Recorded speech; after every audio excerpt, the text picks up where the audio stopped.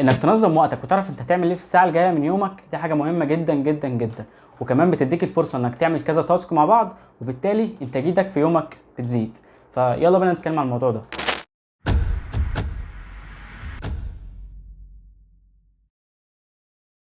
اهلا بكم في فيديو جديد. موضوعنا النهارده هيكون التايم مانجمنت او تنظيم الوقت. زي ما قلنا في الاول، تنظيم الوقت دي حاجه مهمه جدا جدا جدا، وكمان انك لازم تبداها من بدري شويه علشان تعرف تحدد اهدافك كويس قدام. يعني انا من فتره، مثلا من سنه وكذا شهر تقريبا، كانت حياتي كلها فاضيه، ما فيهاش اي شيء ولا تنظيم ولا ترتيب لوقتي خالص. كانت حياتي زي اي حد عادي، عباره عن لعب وخروج وتضييع وقت على التليفون وعلى السوشيال ميديا وحاجات تانية كتير ملهاش اي لازمه. وما كنتش اعرف ان الوقت اللي عمال يضيع مني على حاجات ملهاش لازمه ده مش هيرجع لي تاني، او يمكن ان انا ما كنتش مدرك حاجه مهمه جدا بالشكل ده، لحد ما شفت فيديو، وانا بعتبره من الفيديوهات المهمه جدا جدا اللي انا شفتها في حياتي، لانه غير لي حياتي 180 درجه حرفيا. الشخص صاحب الفيديو قال حاجه انا استغربتها شويه الصراحه، بس عملتها. قال وقف الفيديو لمده دقيقه واحده بس، واظبط دقيقه واحده على التايمر بتاع التليفون بتاعك، واستغفر في الدقيقه دي.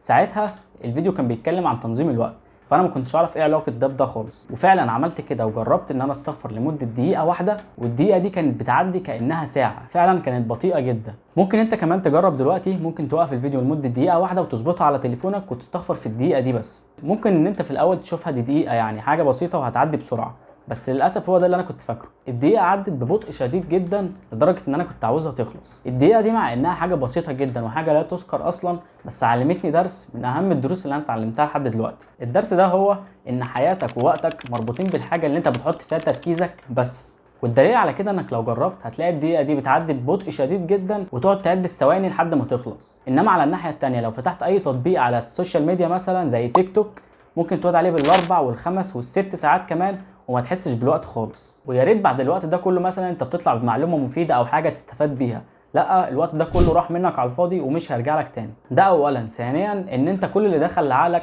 هو حشو من محتوى تافه ملوش اي لازمه، وعقلك ما استفادش بيه اي حاجه. زيه زي الفاست فود كده بالظبط. الفاست فود انت بتدخله معدتك وقت ما تكون جعان، هو اي نعم فعلا بيشبعك، بس ما بيدخلش لجسمك اي استفاده، بل بالعكس بيدخل اضرار، وكل ما انت بتاكل منه اكتر الاضرار دي بتزيد اكتر. يعني ببساطه، هتاكل فاست فود كتير هيكون في ضرر هنا على جسمك وعلى صحتك، انما لو اتفرجت على محتوى فاضي كتير هيكون في ضرر هنا على عقلك وطريقه تفكيرك. المشكله هنا بقى ان لما الضرر ده بيكون في جسمك او في صحتك ممكن تعالجه بشكل ما، انما لما يكون الضرر في عقلك وفي الحاجات اللي انت بتفكر فيها على طول، فتقدر تقول لي هتتعالج منها ازاي؟ دي صعب جدا طبعا. ممكن حد يطلع بسؤال دلوقتي ويقول لي طب وانا ليه انظم وقتي اصلا؟ بص، خلينا متفقين ان كل واحد فينا عنده 24 ساعه في يوم، فايه بقى اللي بيخلي ناس تنجح وناس ما تنجحش في نفس ال 24 ساعه؟ وايه برضو اللي بيخلي ناس تعمل انجازات كتير جدا وناس ما بتعملش اي حاجه مع انهم عندهم نفس الوقت؟ الفرق الكبير ده اللي بيعمله هو تنظيم الوقت، لان تنظيمك لوقتك هيديك اوبشنز كتير جدا في اليوم بتاعك، وهيفضي لك وقت كتير جدا كان بيضيع على حاجات ملهاش لازمه وهتستفاد بيه اكتر. يعني ايه بقى تنظيم وقت؟ هقول لك، تنظيم الوقت هو التحرر من وقتك اللي بيحصل لك في يومك، او التحرر اللي انت بتوفره لنفسك في يومك. وحرفيا انت لما تنظم وقتك ممكن توفر في يومك من 4 ل 6 وممكن توصل ل 8 ساعات عند بعض الناس كمان كانوا بيضيعوا في يومك وانت ما بتستفادش منهم باي حاجه. وعلشان تنظم وقتك لازم تعرف حاجه اسمها اولوياتك، اللي انا متاكد انك ما تعرفهاش، او على الاقل ما رتبتهاش او ما فكرتش في الموضوع ده كويس. خليني اقول لك ان ترتيبك لاولوياتك دي حاجه انت ممكن تعيش عمرك كله بتفتخر بيها، ولو ما رتبتهاش برضو دي حاجه انت ممكن تعيش عمرك كله تندم عليها. الموضوع صعب بس يستاهل فعلا انك تعمله، ولازم انك ترتب اولوياتك قبل ما تنظم وقتك، لان انت لو ما رتبتهاش فانت هتنظم وقتك بناء على ايه اصلا؟ لما تنظم وقتك هتشيل من دماغك فكره التشتت اللي بيحصل لك كل يوم، انك هتعمل ايه النهارده، وراك ايه النهارده، ورايح فين وجاي منين. التشتت ده كله هيتشال من دماغك لانك كاتب كل حاجه وعارف جدولك وعارف انت رايح فين النهارده وجاي منين. يومك هيتغير حرفيا، هتعرف تقول لايه اه ولايه لا. وحته ان انت مرتب يومك ومنظم وقتك وعارف انت هتعمل ايه النهارده اول ما تصحى من النوم، دي حاجه هتديك راحه نفسيه اصلا. يعني لو في خروجه مع اصحابك مثلا ويكلموك او لك يلا ننزل عندنا خروجه او كذا، وانت في نفس الوقت عندك ميعاد جيم مثلا، او عندك مذاكره، او عندك بروجكت شغال عليه دلوقتي، فالاولويه هنا انك تقعد تذاكر او تروح الجيم او تقعد على البروجكت ده تخلصه. وانا مش بقول لك ما تنزلش مع اصحابك، لا، تفهمنيش صح. اللي انا بقوله لك هنا ان انت يومك هيتنظم اكتر وهتعرف انت فاضي امتى ومشغول امتى. مين بقى الشخص اللي بيعرف ينظم وقته؟ الشخص ده بيعرف يومه ماشي ازاي بالظبط، بيعرف امتى يمسك التليفون علشان يلعب بيه او يسكرولنج على السوشيال ميديا او يضيع وقته، وامتى يمسك التليفون بغرض الشغل، داخل على التليفون يدور على معلومه معينه مثلا ويخرج، مش تجيله حاجه زي كده يتسحل في الدوامه اللي احنا اتكلمنا عنها الفيديو اللي فات. بيعرف امتى يقول وامتى يقول لا علشان عارف اولوياته. شخص حاسس وعارف كويس جدا قيمه الوقت عنده، لو هيضيع وقته عارف هو هيضيعه في ايه بالظبط وفي حاجه تستاهل ولا لا. وده طبعا على حسب قيمه الوقت بالنسبه لك وتقديرك لوقتك اللي انت بتوفره. شخص مش بيضيع وقته في حاجات هو مش عاوز يعملها علشان برضه عارف اولوياته. بيعرف ياخد قرارات، وكتير جدا من القرارات دي بتكون صح لانه عارف هو واخد القرار ده بناء على ايه بالظبط، لانه برضه عارف اولوياته. شخص بيحقق اهدافه هو مش اهداف حد تاني. باختصار عارف هو عاوز ايه وبيجري وراه. نيجي هنا لسؤال مهم ممكن يجي في دماغ حد منكم: هل انا لو نظمت وقتي فانا كده هكون انسان ناجح؟ والله العظيم ما الاجابه في السؤال. طب بتقول ايه يا عم؟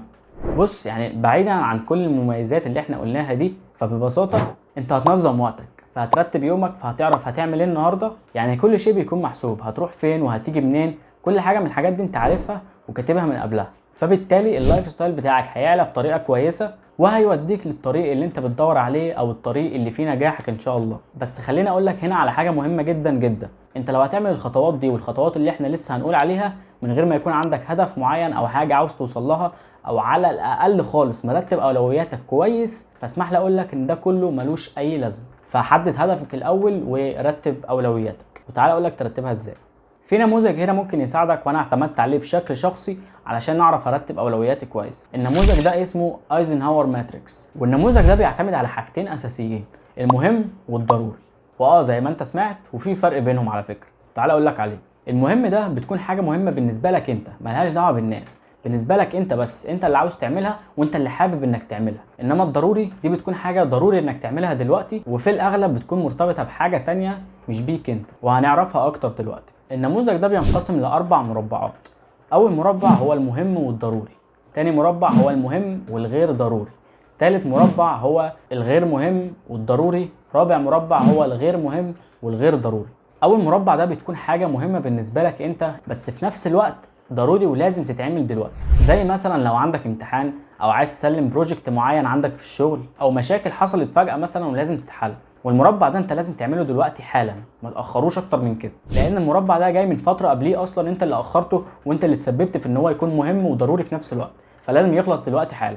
نيجي للمربع الثاني وهو المهم والغير ضروري. ده مربع بيكون لنفسك اكتر، تكون حاجه مهمه بالنسبه لك وانت اللي عاوز تعملها وحابب انك تعملها زي ما قلنا، بس في نفس الوقت مش ضروريه ومش لازم تتعمل دلوقتي. زي مثلا كورس مثلا عاوز تاخده، او عاوز تنزل جيم مثلا، او كتاب مثلا هيطورك في حاجه معينه عاوز تقراه.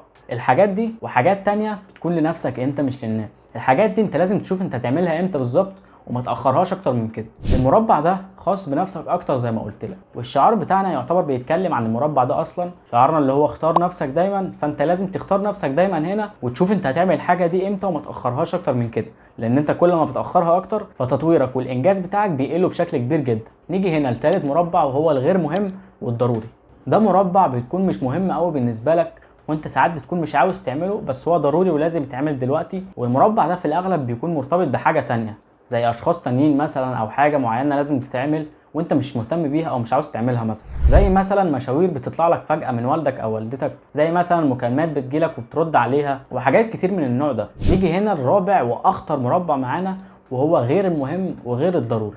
دي حاجات انت مش مهتم بيها او هي مش مهمه قوي بالنسبه لك، وفي نفس الوقت مش ضروري ومش لازم تتعمل دلوقتي، بس انت بتعملها كنوع من الترفيه مثلا، او هروب من مشكله ما. زي مثلا انك تقعد على السوشيال ميديا كتير، تروح حفله من الحفلات مثلا، تنزل تخرج، الكلام ده كله. فحاول ان المربع ده يكون هو اقل حاجه انت بتعملها في الاربع مربعات اللي احنا اتكلمنا عليهم. كده احنا رتبنا اولوياتنا كويس. نيجي هنا للنقطه المهمه بقى، وهي ازاي انظم وقتي اصلا بقى. انت هتجيب ورقه وتخططها للسبع ايام بتوع الاسبوع، وتعمل تحتيها مربعات على حسب الساعات اللي انت بتكون صاحي فيها. يعني تشوف انت بتصحى امتى وتنام امتى بالظبط، وتكتب المربعات دي على حسب الوقت اللي انت بتكون صاحي فيه، وتكتب في الجدول ده كل الحاجات اللي في مربع 1 و2، والحاجات اللي في مربع 3 اللي انت هتعملها، لان انت اغلب الحاجات اللي في مربع 3 ممكن تخلي حد تاني بدلك يعملها. الحاجات اللي انت هتعملها من مربع 3 تحطها عندك، وتقلل جدا من الحاجات بتاعت المربع 4 زي ما قلت لك، وتكتبها عندك في الجدول برضه. بس في نفس الوقت مش عايزك تبالغ في المهام اللي انت بتحطها لنفسك. يعني مثلا لو في المربع 1 اللي هو المهم والضروري عندك مثلا محاضرات عاوز تخلصها عشان عندك امتحان قرب مثلا، ما تكتبش في الجدول ان انت مثلا في يوم واحد هتخلص محاضرتين 3 وكل محاضره فيهم 3-4 ساعات. انت بالشكل ده بتدي نفسك لفوق طاقتك ومش هتعمل المهمه دي، وبالتالي هتكره الجدول ومش هتمشي عليه. فما تجيش على نفسك وحط مهام في الجدول قبل التنفيذ. نيجي هنا لاهم سؤال في الدنيا بقى دلوقتي، عايزين نعرفه من واحنا في ابتدائي مثلا، ايام ما كنا بنعمل جداول زمان. ازاي بقى امشي على الجدول؟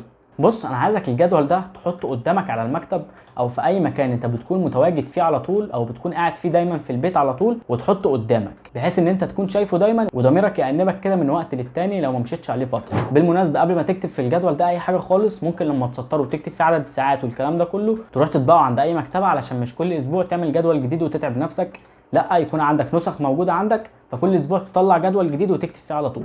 ولو مكسل تخطط وتكتب والكلام ده كله، هسيب لك الانستجرام بتاعي دلوقتي، خش اعمل لي فولو وابعت لي رساله اكتب لي فيها جدول، وهبعت لك نسخه جدول ديجيتال انا عامله بنفسي، تاخدها وتروح تطبعها عند اي مكتبه برده، وتطبعها نسخ كتير زي ما قلت لك، علشان مش كل اسبوع تروح تطبع نسخ ثانيه. نرجع هنا بقى الحته بتاعت ازاي تحافظ على الجدول.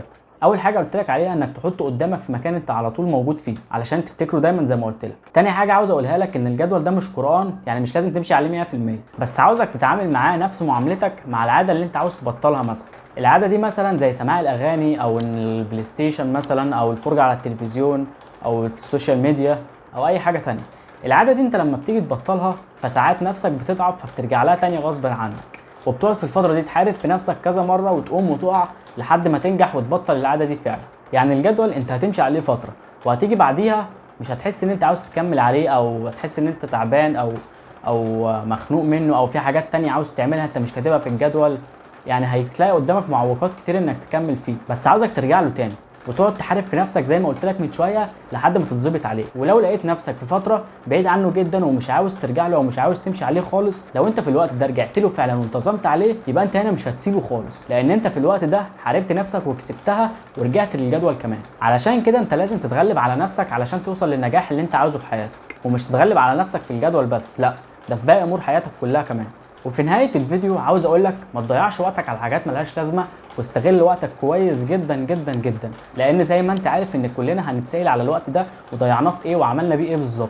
ودايما افتكر الجمله بتاعت وعن عمرك فيما افنيت، يعني ربنا هيسالك انت عملت ايه بوقتك ده اللي انا اديتهولك وضيعته في ايه بالظبط، واستفدت منه كويس جدا ولا ضيعته في حاجات ملهاش لازمه زي الحاجات اللي انا لسه قايل عليها من شويه. بس كده، فحافظوا على وقتكم كويس جدا جدا جدا، لان الوقت اللي بيروح زي ما قلت لك مش هيرجع لك تاني، ودي حاجه انت ممكن تندم عليها بعدين لو ما استفدتش من كل الوقت اللي عمال يضيع منك ده.